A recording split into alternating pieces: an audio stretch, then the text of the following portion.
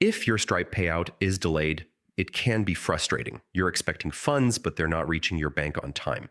Yeah, this usually happens because of payout schedules, account verification, or temporary holds. But don't worry, in this guide, I'll show you how to fix Stripe delayed payout issues step by step.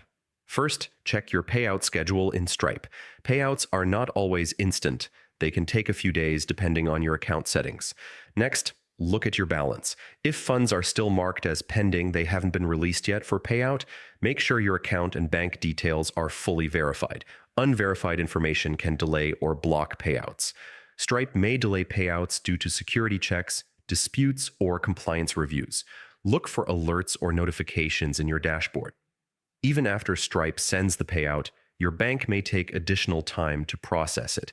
This can add 1 to 3 business days. If the payout is still delayed beyond the normal time frame, contact Stripe support. They can check your account and explain exactly what's causing the delay. And that's it. Following these steps usually helps you track and fix Stripe delayed payout issues so your funds arrive on time. If this helped you out, feel free to like the video and check out the channel for more Stripe troubleshooting tutorials.